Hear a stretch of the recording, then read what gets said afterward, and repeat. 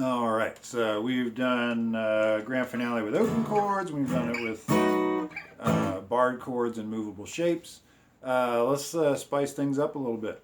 Now we're not going to get too much into the theory behind these next couple chords. I'm just going to kind of show they're easy to play, and a lot of people know them as various nicknames without really knowing I knew these chords for a long time before I ever knew the theory behind it. So that's what we're going to do. We're just going to show you the shapes because they're fun. And they're going to base a lot of these off this E7 shape that we used in the last video, or the last two videos. Go forward a little bit.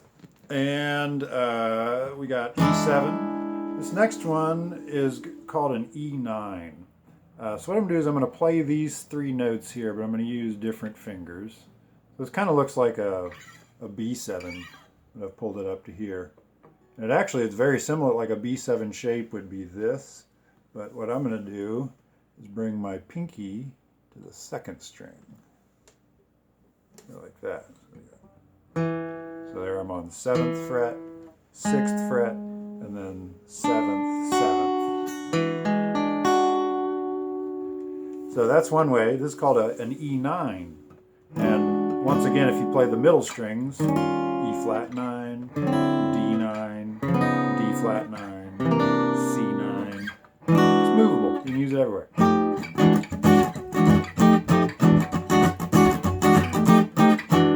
And colloquially, this is kind of, people think of this as the James Brown chord.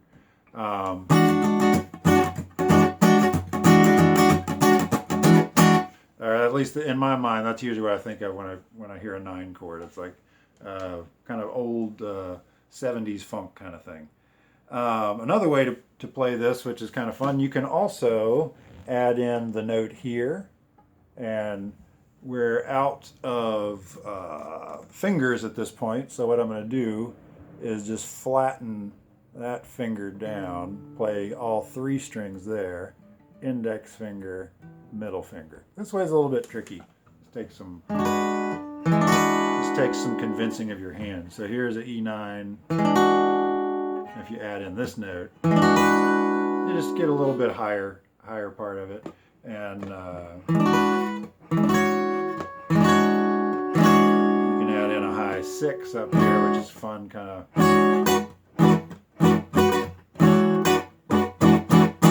So this is a little bit spicier than an E7.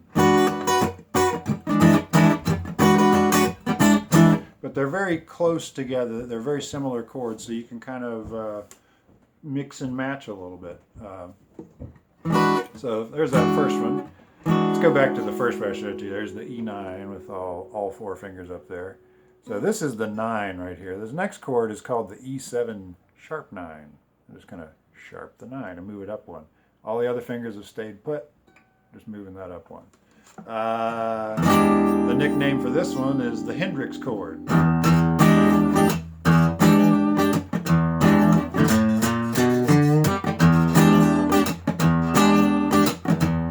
So like in Foxy Lady and Purple Haze, I think I wasn't playing those right, but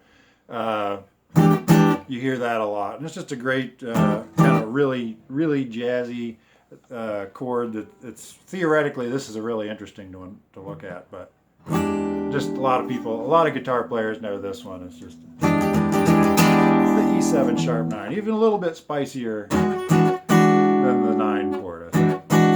The other chord, the other spicy chord, we probably wouldn't want to use it in this case, but we got an E flat 9. So I'm going to try to move this note back a fret, which is tricky. Can't really do that. That's not going to work. So what I'm going to do is I'm going to use my first finger and flatten it out once again and get that note there. Get rid of that finger.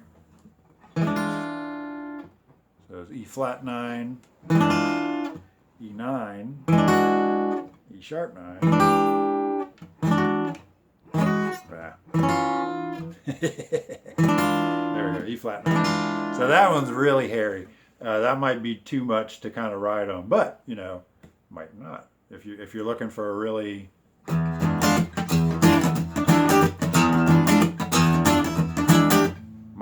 it might be just the sound you're looking for a song. All right, so those are some ways we could spice up just a little bit spicier chords that can have an interesting sound. And we could use those for, you know, E, A, and B. And you can experiment trying, you know, use all 9 chords, A, B, use all sharp 9 chords. Try to mix them up, maybe, you know, sharp 9 on the 1, 9 on the 4, sharp 9 on the 5.